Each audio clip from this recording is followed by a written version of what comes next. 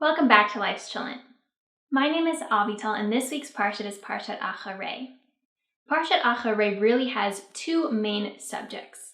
The first is the Yom Kippur service that would be done by the Kohen Gadol, the high priest, in the Mishkan or in the temple. And the second focuses on forbidden relationships between people. What I want to talk about today relates to the Yom Kippur service. So the Yom Kippur service was really this full day filled with rituals, filled with prayer, filled with offerings, and it's, the holiest day of the year.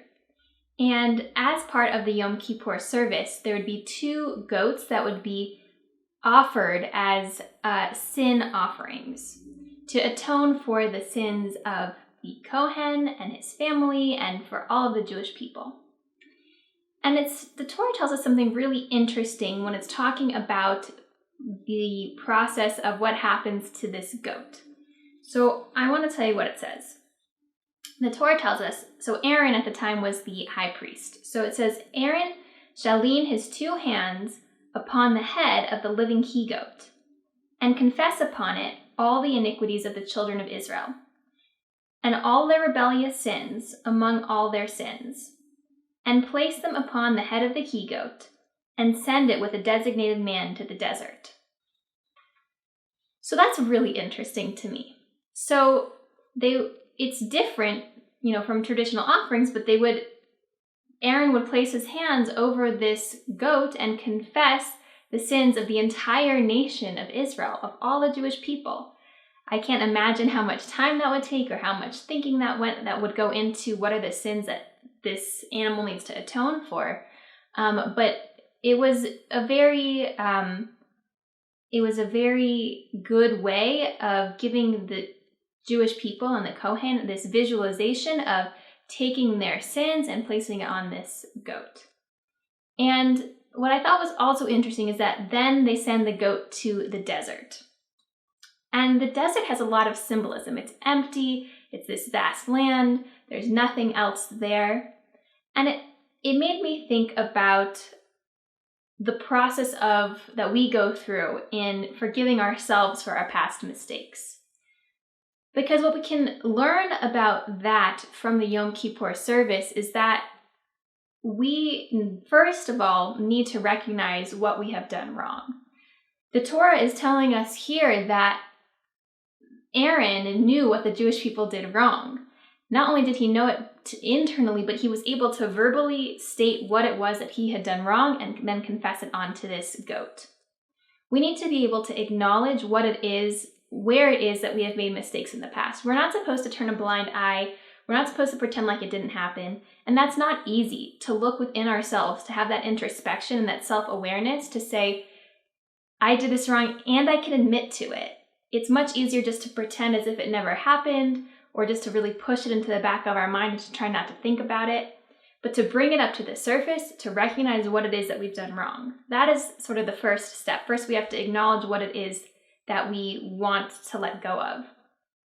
And then once we have done that, we have to send it to our own desert. Once we've acknowledged what we've done wrong, we have hopefully made the decision that we're going to make a change and we're not going to do that again.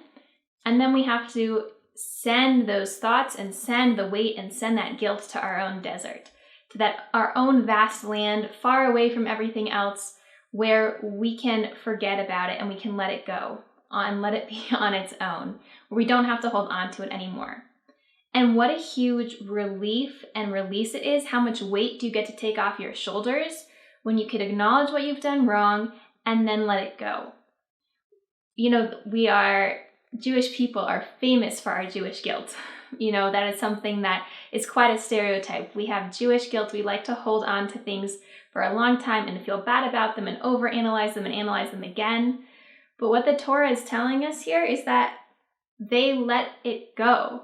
They let the goat go into the desert, that it had all the sins of the Jewish people and then they let it go. And that is a beautiful symbolism for what we need to do with ourselves and the way that we need to be kind with ourselves.